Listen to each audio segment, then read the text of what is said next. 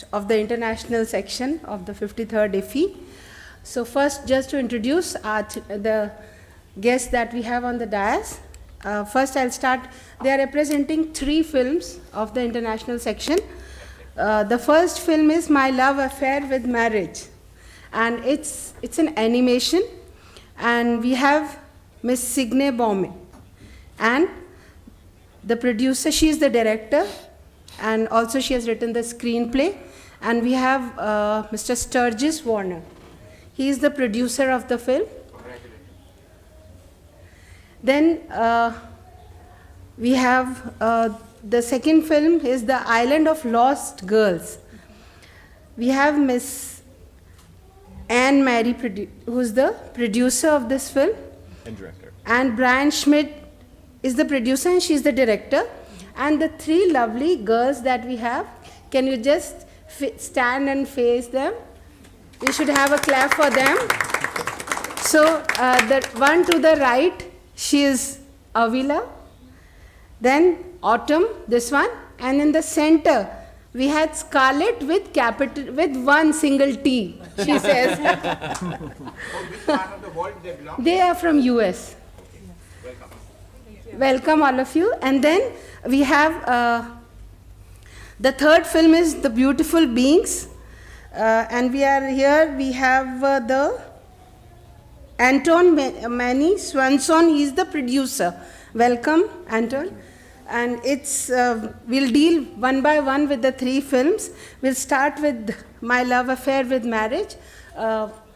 Though, as I said, we couldn't see it, but many of our guests, they might have seen the movie. So it's an animation, and it's about Zelma, who, in fact, we were just interacting. She was saying it's a representation of her real life after a second marriage. And the fairy tales which all of us hear, and even in their part of the world, that love would solve all her problems as long as she abided by the societal expectations of how her girl should act as she grows older. And then how the film goes about, I think we should hear from them. A brief introduction about the director and the producer. Here, Signe has made 17 award-winning animated short, but is best known for her first animated feature, Rocks in My Pockets, which premiered at the Karlovy Vary. Signe's new animated feature, My Love Affair with Marriage, fuses animation with music, theater, science, photography, 3D sets, and traditional hand-drawn animation. In fact, the production itself has been an interesting process. So first, we come to you as what was the main thought behind it? You can use that mic, please. Go ahead. So, does it work? This one? Yeah. Okay. So I started the film, writing the screenplay in September 2015, a long time ago. So it took 7 years to make this film. What inspired me, or what provoked the process of writing the screenplay, I wanted to write a story about my second marriage. I was married to a gender-bending man from Sweden, and I thought it was an interesting story, very dramatic story. The secrets were held, and truth was not told. And we had also dramatic misunderstanding between the cultures. I was coming from Eastern Europe, that just was from Latvia, that was just released from the grips of Soviet Union, and he was of Sweden, and so we couldn't understand each other on many practical levels. But what destroyed our marriage was actually the secret that he was holding. And but I was interested in a question, and I started writing the screenplay, why did we want to marry? And then I started to ask this question, why do we fall in love? And so then I wanted to get to the bottom of what is actually what is love, and I thought that I could use science as a tool as a tool of this like objectivity to find out what is love, because love is such subjective feeling, and it's like I call it most overhyped human emotion. And so I wanted to bring some kind of level, some kind of objectivity, some kind of truth to this very subjective feeling. But the story turned out to be more complicated and more layered than I imagined when I started it. So that is basically what is inspired the story. It is inspired by my personal life and based on some facts, but it's a fictional story. So. And a few words about the technique. The way how we made this film was we built three-dimensional sets, with like rooms and hallways, and then we lit them up and then took stop-motion photographs in stop-motion sequences or just still photographs. And then I would take the pictures, the printouts of these photographs, and I would do animation on top. The characters would move through the rooms, in and out. And then we color it in Photoshop, and then we combine it in After Effects, and then I edit the movies together. The process is very laborious. It was about 60,000 drawings to make this film, which is a lot of drawings. I was the animator who animated majority of it. We had another animator, Yajun Shi, who animated just the biology parts. But 90 minutes I animated, and she animated about 13 minutes. So, and they're like also political map animation.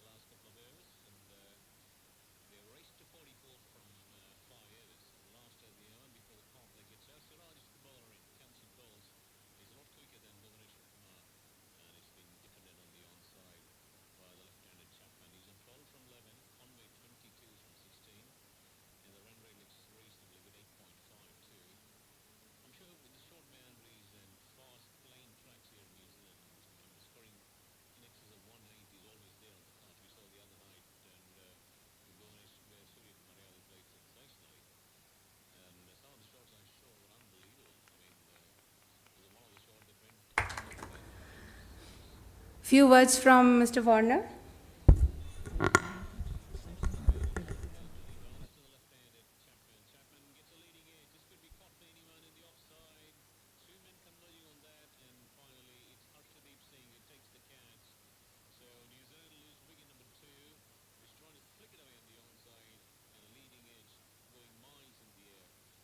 A lot of different, and my job was to support her in any way I could on a lot of different fronts, to try to help make all the departments of the film just as good as they could possibly be, to raise money for 7 years, which was this was produced independently. We had 1,685 people put in money to help back this film. And every one of them is listed in the credits, in the final credits. But my job was to support her and to help make sure that everything was going as smoothly as possible. Thank you. Now we move to the second film, The Island of Lost Girls. So we'll few words about the movie. It's about 3 young girls who are sitting here with us. They get trapped in a sea cave with crashing waves, hundreds of sea lions, and giant elephant seals. It has been shot on location in the sea caves of Baja, Mexico. This is one of the most jaw-dropping, tension-filled movies. The 3 young actresses perform their own stunts. In fact, I was hearing them. They were saying that the location was very near to their home where they stay. So it wasn't very difficult for them, but we'll hear from them also. And now we move to you. How was your experience as a director? Because it's a real family, shooting with your own kids. So how was the experience? It was quite interesting, just working with children in general. But dealing with kids and animals and water are some of the hardest things to deal with, and that was what we had in our film. Thank you. We have actually, those 3 girls are our children, and we also had 3 boys right afterwards. So filming with a baby in a backpack, and this is our film crew right here. We really didn't have any funds to hire many people, and so we really did this whole film just my husband and I. And when I got pregnant, we hired our friend who did some cinematography for us too, which was really helpful. But it was not glamorous at all. It was a lot of work, carrying film equipment down steep cliffs and taking little boats out to this island off of Mexico with all of our children, and 2 or 3 other kids in tow, telling them to be quiet because we're filming, But yeah, we spent a lot of time in sea caves, swimming in and out, and with the different animals. And that was our normal life. And we just thought it was kind of a unique experience, and we just wanted to try to create something that we could share with the rest of the world, to kind of share something we think is really magical, and we thought the rest of the world would really enjoy it. Yeah, we took our kids' capabilities and we put them in a movie. And also it was shot pre-COVID, Yes. and then you did the post-production during COVID. Yes. So what was the experience during those days? We actually we're just finishing up our post-production right before COVID started. So if we had gotten it done just 6 months earlier, it'd been great, and we would have released it, gone to all the film festivals. But because COVID happened and all the film festivals shut down, one of the joys of making a movie is getting a chance to travel around the world and show it to different audiences. And we wanted to make sure our girls got a chance to do that. So we just kind of sat on the film and waited until, COVID was ending or over, so that they would get a chance to, come and meet these wonderful cultures and great film I know. festivals. We're so thankful that the film festival chose our film. It is such an honor to be here. And Avila is the oldest. In fact, she was just 6 years old when she was No, shooting. she was about 10. Scarlett was 4, and Autumn was about 6. Yeah. They did a good job. They worked really hard. And when you don't see them on the camera, they're maybe behind the camera working the film equipment also. We all really cared about this movie. Yeah. And if you see it too, they all perform their own stunts, jumping off a cliff, swimming deep underneath these sea caves. And so it was something that we worked on slowly to make sure that we could safely do it and that we didn't have to get rid of any of the kids. Before we go ahead with the questions, the third film Yes. is represented here by The Beautiful Things. He is the producer, Anton Marie Swanson. And just few words about this film. It's about a boy called Adi, raised by a clairvoyant mother, decides to adopt a bullied misfit into his gang of outsiders. Left to their own devices, the boys explore aggression and violence, but also learn about loyalty and love. As their behavior escalates towards life-threatening situations, he begins to experience a series of dreamlike visions. So we'll now ask you more about the film. How has been your experience? First of all, I would love to see your trailer. Like, is it possible to? We have a trailer? You're sweet. Poster. We have a poster. Oh, we can, do they have internet? We can get on it. Oh, if you get the internet, we could bring up the. This is about the lost. If you guys have access to the internet, we could look up the trailer.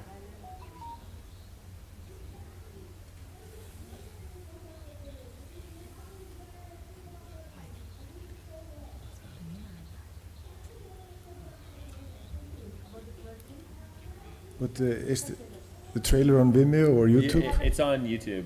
If you You have can. YouTube? Okay.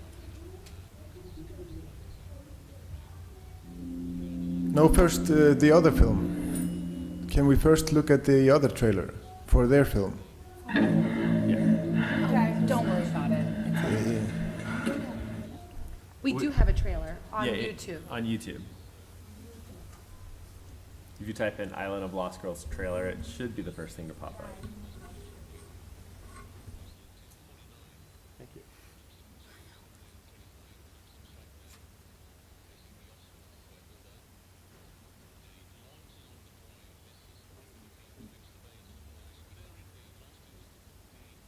Just Google Island of Lost Girls and Yeah. in a YouTube. Not,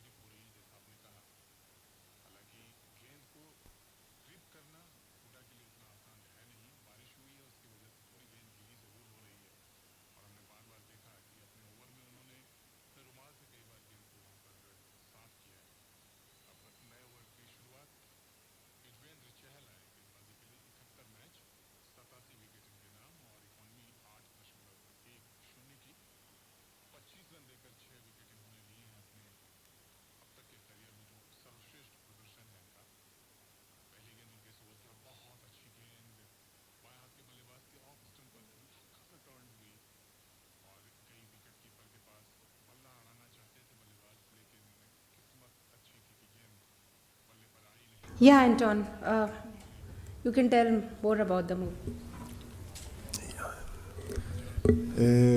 Yeah, what should I say? Yeah, so I'm the producer of the film. It was all shot in Iceland, but it's an Icelandic, Danish, Swedish, Netherlands, Czech Republic co-production. It was shot in 2020. We've been working on it since the director's first feature film, Heartstone, 2016, which premiered in Venice. This one premiered in Berlinale this year. And I've been working with this director for 15 years. So we grew up kind of together with films. And it's based on it's inspired by his childhood. So all these characters are, based on real characters and real stories from our growing up from like 1999 in Reykjavik, the capital of Iceland.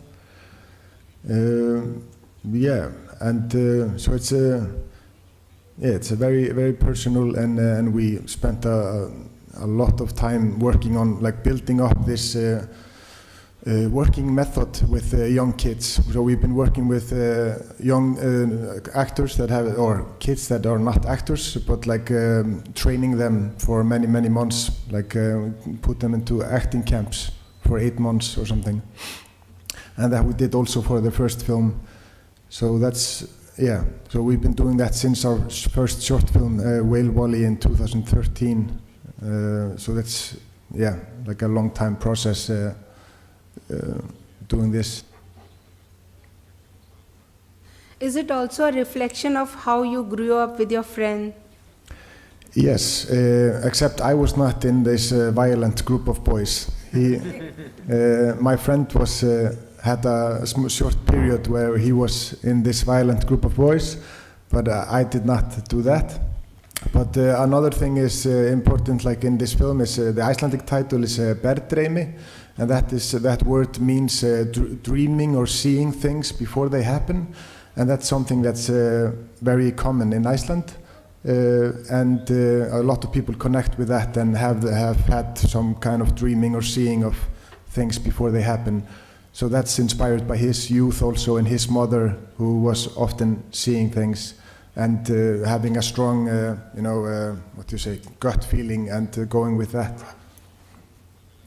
So that's what kind of helps the character go through difficult times and try to find a more good path, to not go down the slippery slope of violence into something more bad. And loyalty and love are the eternal feelings. Loyalty and love. What? Sorry. Much better than the violence and aggression Exactly. that you are protecting. Exactly. But there is a lot of fear. Even though they express themselves with some violence, there is a lot of There is a lot of loyalty and love. And you can see in the film that the main character, he takes this bully victim under his arms and starts protecting him, and that character kind of helps him see the light, and so he starts changing his ways because he doesn't like this way. But the thing is, like, his best friend uses a lot of violence, but he's still a good boy. He's just in a bad place. Okay. Are we ready with the? Yes.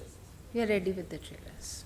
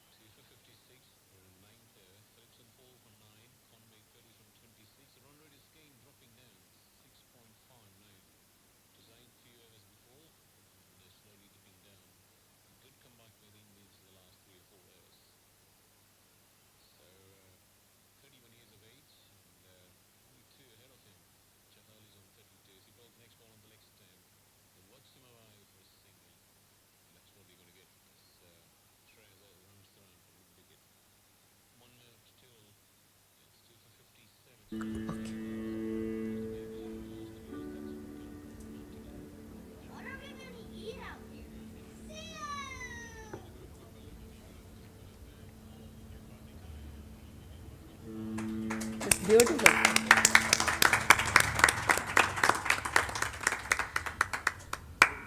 The third movie?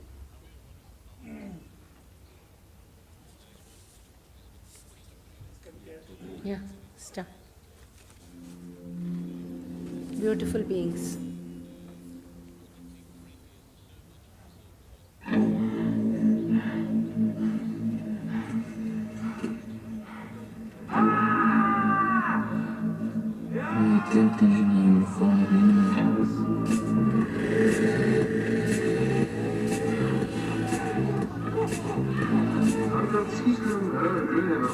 Ofbeldi meðal ungmenna er vaxandi vandamál á Íslandi. Vitum við raunverulega hvað í gangi í lífi barnanna? Nei, segja á þessu. Stíkurinn í sjónhúsi var ráðist á. Sjá þetta greið.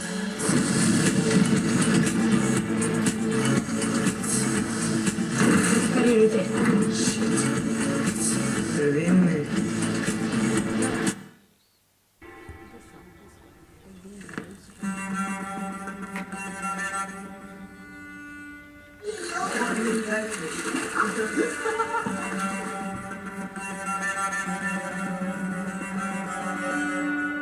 Ég hlæ.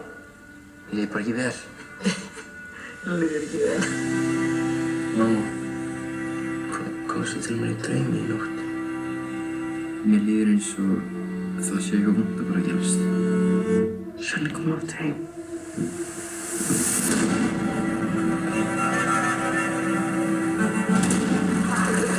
Er hann að gera eitthvað við þig og systir? Ertu skyggn? Samt ekki okkar til að hafa áhrif á. Ég reyndi alltaf vini mína. En það kom risastór örn og tók mig á loft.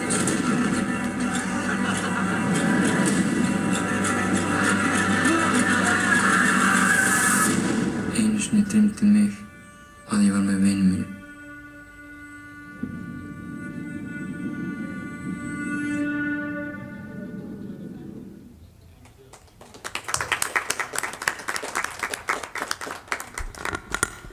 I think before everyone would agree, before we go ahead with the question answer session, one sentence each from the pretty girls. Avila? Yeah. Mike. So how was it like shooting with your sisters and also with your mom and dad? I really liked it because I was able to just like talk to them and not be pressured that like if I say something wrong, like a wrong line, that I'll get yelled at. Like they would be fine with it and like it wouldn't be super stressful. So I liked it. Very nice. Autumn? So it was really fun. Like she said, we can make up our own lines kinda, and like we didn't really have to say the lines, and it was like really fun, cause like we would make up the script kinda, like we would help out filming and doing all that, and like it was just really fun and entertaining. Very nice. And Scarlett with single T. Yes. It was really fun filming with my sisters and my family because they wouldn't be like mean to you. It was fun. Great. Let's clap for these girls. So now we can have the questions, please.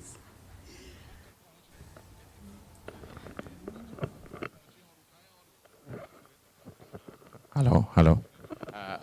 Welcome to Indian Film Festival, and I'm based in Bombay. I'm an actor director, and I have seen your wonderful promos, and I would like to request all of you, the international delegates, can we collaborate with Indian filmmakers and aspiring actor directors to make a better cinema in future as well as today also. I have a completed film, Lal Pahad, The Missing Files. It's an independent film, and I'd like to share the every aspect of the film, details of the film, so that we can collaborate. India, US can collaborate for better cinema. What do you suggest? What do you say on more collaboration with Indian Taking this cinema opportunity you want to have? in IFFI. Maybe you can start, Signe. Yeah, you can start.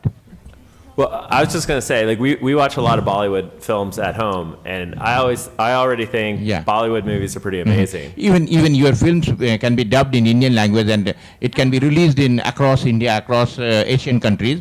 And in the same way, our films can be dubbed for better marketing. It can be released in US also. So there are certain rare aspects of the film. There are certain rare subjects also which are promoted through IFFI. So taking this opportunity of IFFI 53rd, we welcome you, and we expect that we should collaborate for better cinema. Oh, thank you. I mean, we'd love to collaborate. I mean, we would love nothing more than to be able to release our film in India so that more people across India and the rest of Asia could get a chance to see it. And right now, I feel like, at least in the last 10 years of our lives, in the United States, we've had more and more Indian films being released, especially through Netflix. Yeah. And it's a great opportunity just to be able to get a chance to experience like a wider, breadth of culture and get to see these things. Yeah. Anyone? Signet, on more collaboration. Okay. Yeah. Thank you. I do like you. I really appreciate Indian cinema, and when I was young and I grew up in Soviet Union, I watched a lot of Indian films, and I just loved this dance and song and this spectacle and the amazing stories that Indian filmmakers are able to make. But there's interesting thing that for me, I would like to see to come from Indian cinema is more personal stories, not just the spectacle and dancing and singing, but also like coming from individual experience. What does it mean to be an Indian woman? What does it mean to be an Indian man? What does it mean to be an Indian child? I want to hear these stories, and I think more we have stories like that. I think that it's, I do believe in collaboration, and I believe in individual stories, power of the individual stories. Anton, do you think, Anton, the festivals like this, they give you an opportunity to interact with filmmakers of all the world over? Yes, no, definitely. I think it's great and it's very important. But I think it's super important, these festivals. I can hear when I talk to the locals that they love it, that they like to, because otherwise they would never see all these films from around the world. But I think that's true what he's saying also, that it would be good if we could dub them and make them more available to the public. So it's not only through the festival, but it's also being able to distribute it wider. And of course that goes both ways. It would be great to also see more of Indian cinema, in our countries, because it's difficult for me to see Indian cinema in Iceland. So great if we can make it more available. We can communicate. And Brian, how about like OTT has become a platform where you can see films from all over the world. So do you have any plans to put it on the OTT? Yeah, actually. I mean, we're talking to a few different distributors. We haven't talked to any in India, but we'd love to if anyone are interested. But I mean, just to show how much my oldest daughter, her favorite film is Om Shanti Om. And she's always trying to tell everyone about it and trying to get them to watch it. Yeah. And what about you, Mr. Wani? The availability on the OTT platforms so that you get more and more audiences? Yeah, distribution is difficult. It's not always under our control. We want our film to be seen by as many people, as many cultures as possible. We do all we can to get it out there. We certainly welcome other cultures to be represented in the US. But personally, we're creating films and we're not the distributors, so we're not making those. We're not in the position to fight those kinds of battles, except for, as you said, we believe strongly in the personal story and in getting as many personal stories out there as possible. And me personally, I see kind of one kind of story around the world is dominant, and that's, the action adventure and the wars, and is the world going to blow up, and and which is all fine, nothing against that, but the personal stories and the independent voices that are being done by individuals as opposed to corporations, that's what I'd like to see more of from everybody. Yeah, yes, please.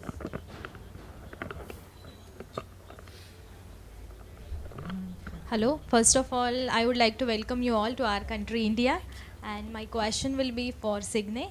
Would you like your film to be get labeled as a feminist movie? Because the narrative is, it is surrounded to a female narration.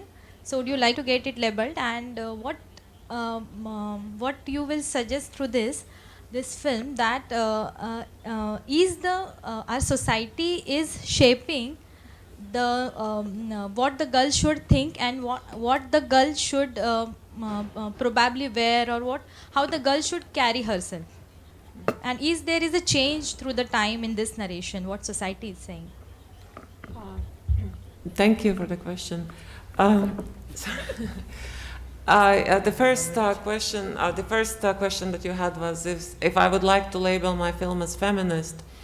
And the word feminist is a loaded word, and a lot of people, when they hear word feminist, they grab a knife and start stabbing around, because it's a very kind of word that upsets a lot of people. And for me, it's like, what is feminism? You know, if we believe in equality between genders and people, and that we believe that we women are politically, socially, and economically should be equal with men, and if you believe in that, then I'm a feminist. The thing is that when I wrote the story and I told the story, I was not thinking about politics. I was just telling my personal story, but it became political. And it became political because me just existing, just being a woman, telling my story, that very act is political. Because there's so many political forces trying to define me.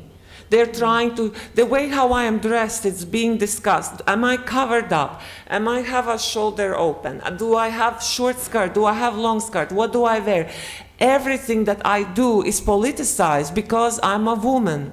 And that is really kind of, I cannot exist outside it. So the moment I tell my story, it's a political act. So yes, I mean, I'm not like happy or not happy if my film is feminist or not. I don't even have to, I don't choose it.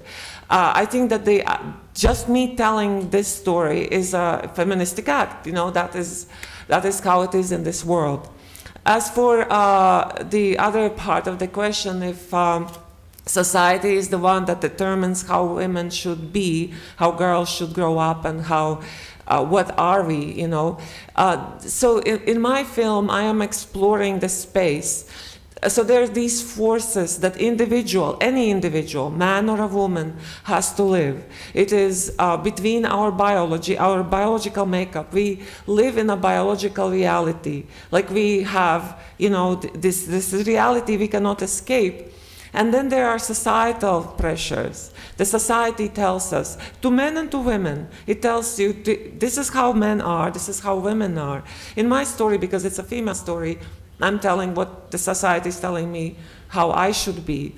And so as an individual, you have to live between these two unforgiving forces. And the only way you can do, like, what you can push back a little bit biology, push back society, but you have to make the best life you can for yourself between these forces. And that was what interested me in this film, like exploring that narrow space that as individual you are allowed. But I do not believe in biological determinism. I believe that we are free. We are free to make our choices. With our limitations that are given to us, we're making choices. And I think that the choices we make today will make the tomorrow. I believe that we can change society. We can make it more forgiving space. And my film, in the end, ultimately, calls for more a tolerant society, for a more forgiving society, for society that could see a person who is different, who doesn't comply to all these rigid rules. It would allow that person thrive and be part of society. But I do believe that if we do have more stories like this from women, from people who are different, that the change is possible. Like, I believe the change is possible. Did I answer your question? As you said, we all are hoping for more progressive society. Yeah.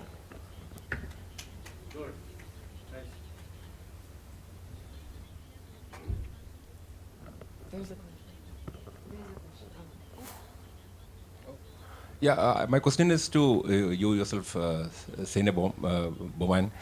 I think there's one dialogue in the film says that if you love your husband more than your children, you will be all right. It's not from your film? No, it was opposite. Oh, right, exactly. Yeah. It was a slip of the mind. Do you believe in this statement? No, First of all, you haven't seen the film. Yeah, that's okay. No, it is. You saw just the trailer. Right. And it's when you see the whole film, you understand it's part of the like something else. You know, this line has a humor in it.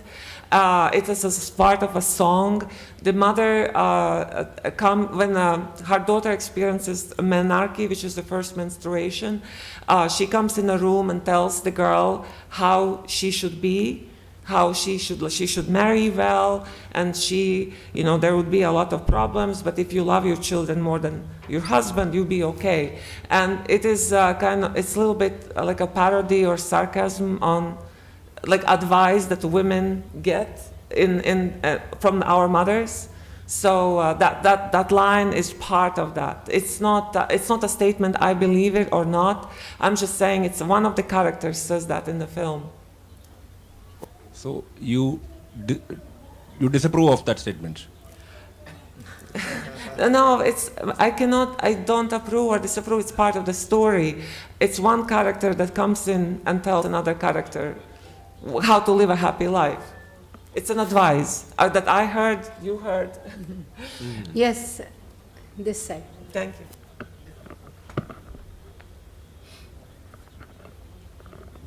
My question is for Anne-Marie and Brian. Island of Lost Girls was shot on location, on live location. Did that make it harder or easier? Were there challenges or was that easier to shoot it there? I think building a set to do the things that we did was almost impossible, and it would have been so much work. And we really had all those things around us. So you really kind of just saw where we live, all the time. But it was, we just took what our story had in it and found those spots. And that was the challenge, is just finding the locations. Yeah, we definitely spent like a lot of times location scouting to find the exact right environment, but God is a great set designer, and he came up with some great stuff. And I mean, I'd say the big difficulty is just we had to look at tide schedules and how big the waves were going to be that day. So it was a lot of working around those factors to try to be able to film safely with the kids to make sure we could get something both great looking and that it was safe to do it. Mm-hmm. But I always loved shooting on location. Like the more, the better.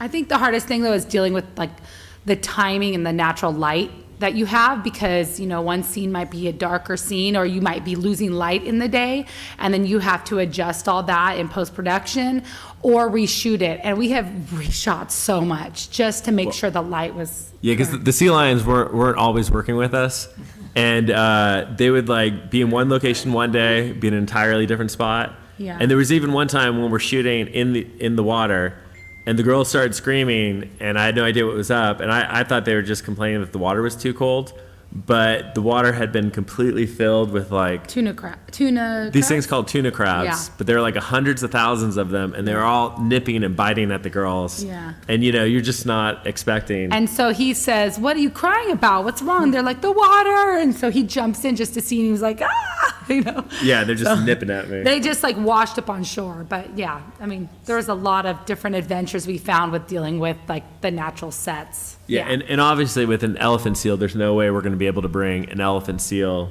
Yeah. onto a soundstage. So, I mean, to answer your question, like whether it's easier or not, I think if you find the right locations, it's easier because they're there and you don't have to build it. But I think that with some scenes and sets, it's easier because then you can light it up.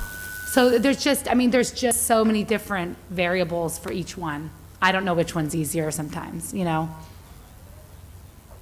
Okay, let's That's a terrible answer.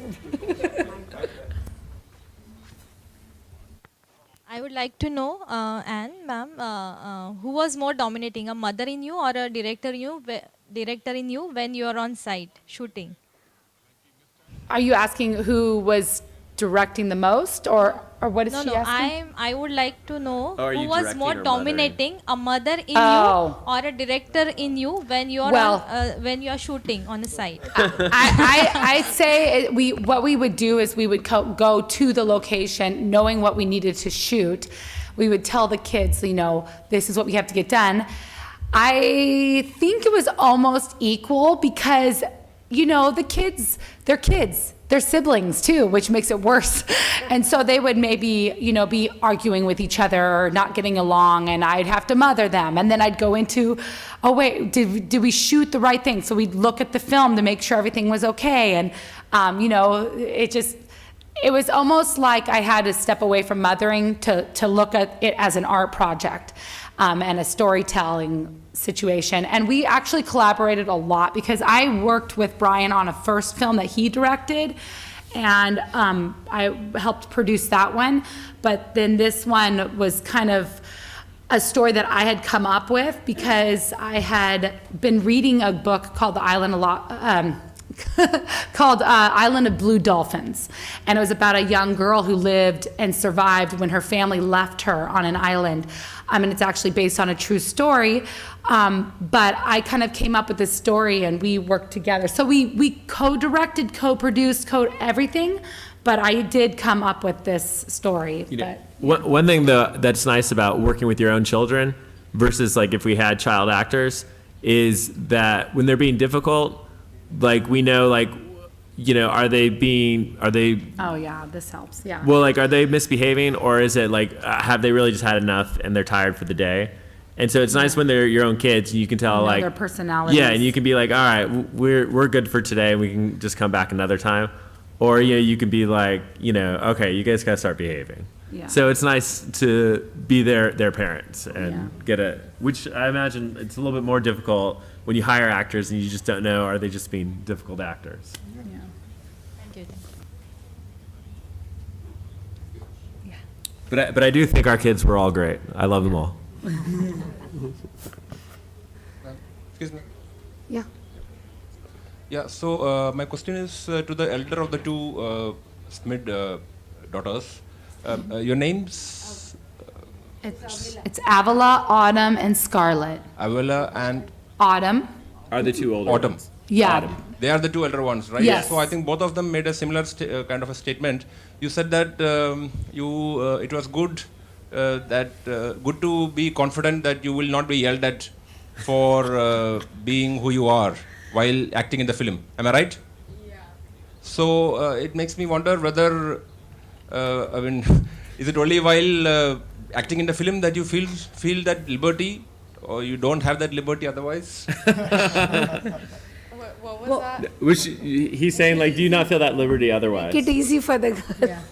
I mean, Like you're comparing it versus working What I'm with- asking is, yeah, sorry. you were saying. Well, I was just saying, he's trying to ask, like, do you not feel that liberty otherwise? Because you're more describing it as if you worked for someone else, right? well, I mean, I've never worked for anyone else, but just from like what I've seen and like what I've heard, like it would be hard because like with us, we're able to just like film when we want, where we want, and I don't know if I wouldn't like that necessarily. So like if someone was telling me what to do, they tell me what to do, but I can like talk to them about it. But if like there's a different director that like I'm not related to telling me to do stuff, like I have to do it even if I don't want to. Like, does So that? thank you. I got that. So basically, that relates to the second question which I have is that when you your kids were very relatively young, right? Yeah. When you when you shot the film. So before you set out getting into the shooting of the film, did you discuss with them and were all of you on board regarding the fundamental form and purpose of the film? So And just a second. And how Oh, difficult sorry. and how difficult or easy it was to bring them on board with the fundamental mission of the film and how and the approach which you wanted to take towards shooting it. Well, like I said, I was reading this book to them every night. And so we talked about like, this would be a great story. Are you sure you guys would like to do this? And they said yes. And I kept asking him over like weeks, like, are you sure you knew? Because they watched how hard it was to film our first movie and they knew what it took. And so I don't feel like they were unaware. They knew what they were getting into. Well, I think they but somewhat had a rough idea. Yeah, I mean, they're kids. you know, We did know because I remember one specific day they were asking us over and over again, like, "Are you sure you want to do this? Are you sure?" And we are like, "Yeah, we want to do it." And yeah, I don't know, like we wanted to do it, and they made sure we wanted to. And they also said they want to do a sequel, so Yeah. we'll see. Yeah. Thank you. Thank you. My question is, how much time did it take for you to make this film? And your kids are probably studying, eh? So how did you manage to combine both together and still get your film across? Well, I feel like, so the kids did go to school, and so we would take them out after school and have the day at the beach, and it was a lot of fun doing that. And then trying to film mostly in the summer was what we tried to do too, because, they had school off. That made it easier, but. And the other question was, how much time did it take you? I think that we filmed for like a year and a half. Yeah, it was. Was that about it was what it probably was? about a year and a half, and there was definitely some stuff that later on after editing we realized we needed a few shots to make certain scenes work, and we're always like a little bit nervous, like oh, does she look a little bit too old for this shot? But for the most part, I think it works. But to us as parents, there's still like a shot here or a shot there that like We're like, she looks a little older there, but no one else really notices. It's just, when you make your own project, you see all your own flaws, but it was about a year and a half, and then a year or two of post-production, would you say? Yeah, probably about that much. He actually was editing it during the process to make sure we got everything we needed to, because our first film had children in it, and so we realized that you've got to edit right away, just to make sure they don't grow up and don't look the same. So we did that. We hired someone to do the score for the film, so she was working on the music right after editing. It was maybe a rough version, wasn't completely set in stone, and then he does special effects. This guy is like one-stop shop. He like does special effects also, and and sound design. A year and a half or 2 years after the film was already done, shot. But it's definitely with kids. It's always that challenge to try to Go shoot quick. Yeah. So it's more like a wildlife film. So did they all have any problems, swimming around? Because where there are seals, there are sharks. So did they all face any problems, any incidents that they all can recall now? Well, there were the tuna crabs, but No, I mean, really, no, because this place that we go to is like, for the sea lions, they are kind of protected in a cove, and there are sharks, but it's like, there's like a cove, and then like within there's almost like another cove. And so even it the seems, so it's sharks kind of like that their we- safe spot. yeah, and the sharks that we have generally are called leopard sharks, and are ones you don't have to really worry about. The great whites and the big ones that could bite you would be maybe on the outside of this cove area. Yeah, Yeah. And statistically, you're very unlikely to get attacked by a shark because we really are in the ocean. Yeah. Our like girls 5 days out of the week. They surf, they snowboard, they do all sorts of stuff. So this is kind of like our daily life is going to the beach and swimming in the water with the sea lions and everything. Anton, you worked with the boys and you trained them also. So could you get those feelings out which you wanted? What about the training? Yeah, about the training. And could you get those feelings of aggression, violence, and also of love from those kids? Yeah. Yes, I don't know what to say. I mean, it's in Iceland we don't have many child actors, so we had like a open casting. So we had like 1,000 kids coming, and for the casting, and then we select a few and a few more, and it's a long process. And then it's the most important is selecting the right kids. And then it's we put them into like an acting school for a long time. So we have a acting coach, and we have an intimacy coach, and we have a fighting coach, stunt coach, and it's a long process. And then we have like a nanny for them during the shooting. So it's difficult, and we think we train them like it's a football tournament, like it's a soccer tournament, so it's training for many months to make them have the stamina, and also like, are you really sure that you want to do this? Because one time we had the problem that somebody just was like, I don't want to do this, it's not fun, and then we need to know before we start shooting, because we can't back out. Then it's too late. So that's why it's so important that we have this long time for them to know, like, do we really want to do this?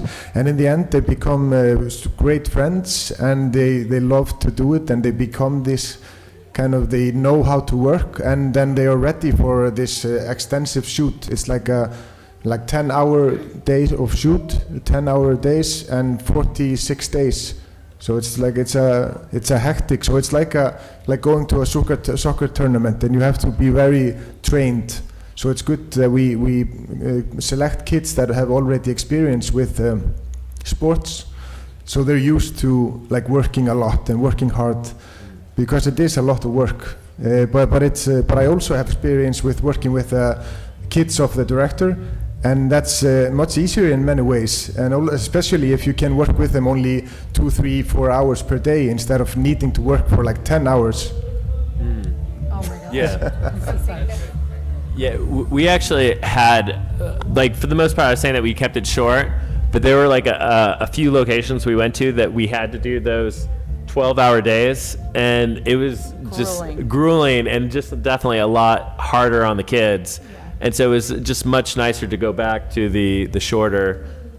Yeah, I'll say this, I wouldn't want to do what he did with other people's children. It's just too, it's too. And by the way, in that also, we are not only casting the kids, we're also casting the parents. Yeah. Because we needed to find good parents that were supportive.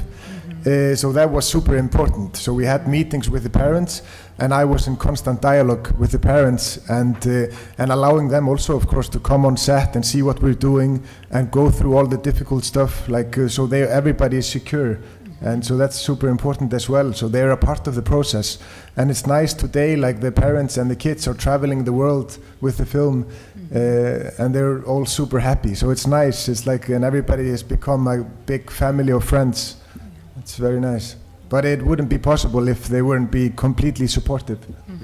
Yep. Hello everyone. Welcome to IFFI. Welcome to India. My question is to Anton. So the first film by the director Hearthstone, that is also a coming of age drama, and this is also kind of revisiting the same theme. So is it like a recurring theme in his works, or is it like an issue in Iceland? Why this theme again and again? This is the second film doing the same on the same subject. So is this an issue in Iceland, or is it something that he associates to personally? Thank you. I mean, there's both. Of course, what is happening in the film is an issue, and was an issue at that time.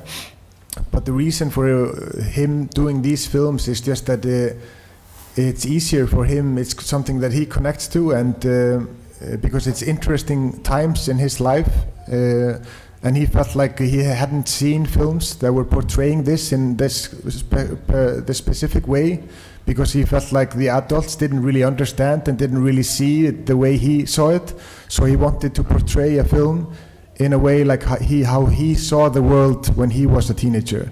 And Heartstone is about like 12, 13-year-old boys, so it's a bit more innocent and sweet. But it's inspired by his when he was living outside in the countryside, and he had a friend there that had some problems, and so he was inspired by that period of his time. And then he was thinking about doing a completely different movie next, but then this movie came to him in a dream. Like he started getting a dream of like these boys in this period of his life. So he ended up following his gut and his dreams. He felt like he needed to tell this story.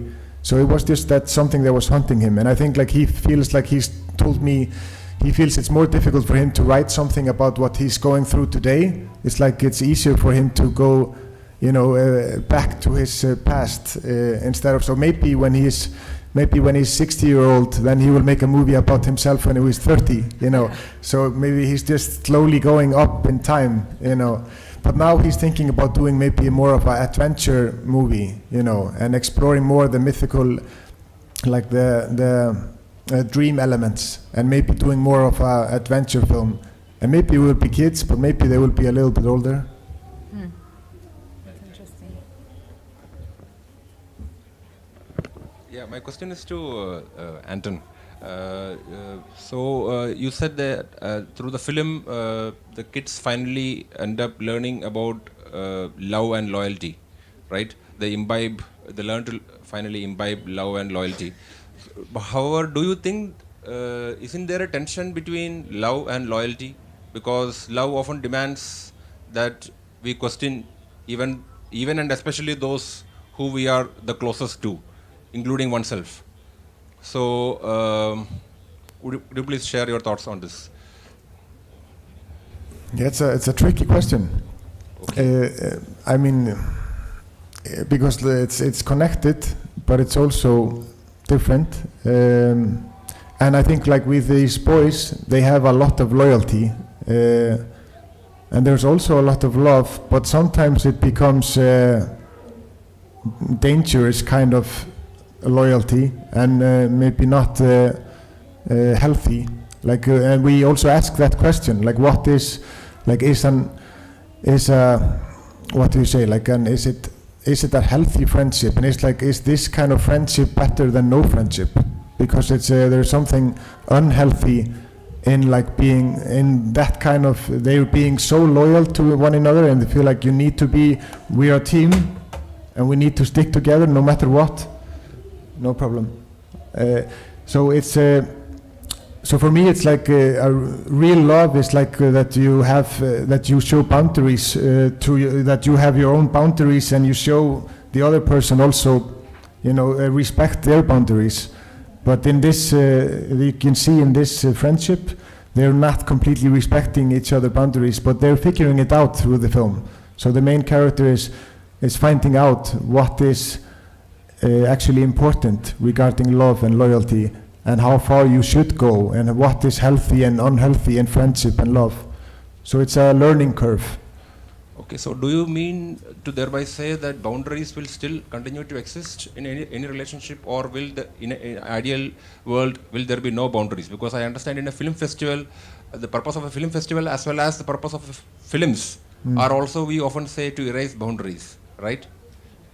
Raise boundaries. Erase. Yeah.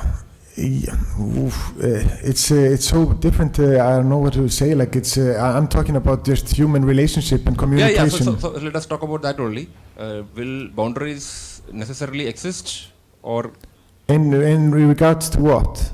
In relationships. In relationships, I think boundaries are one of the most important things in human relationship and communication.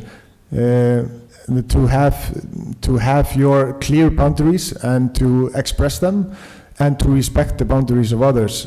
I think it's just the foundation of like a good life and happiness of people. But I think these boys in the film, they don't know that yet. But what they do is just like, they just think about the loyalty, that it's better to have friends, even though it's maybe not the best friends. That's better to have them than nobody, because at least there is somebody that is holding you and taking care of you, and you know, it's good to have that support when you don't have it maybe in your home, and it's better to have some friends than no friends.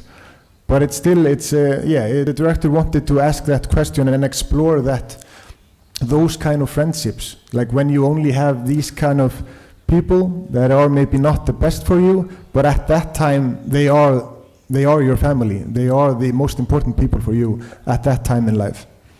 Thank you. Shall I ask one last question, please? Shall we? To whom? To him, he himself. Yeah, please. Yeah, so you also said that the film is about dreamlike illusions. So can you please tell what according to you is the difference between dream and reality, and how does one know whether one is living in dream or reality? Is there a difference between the two?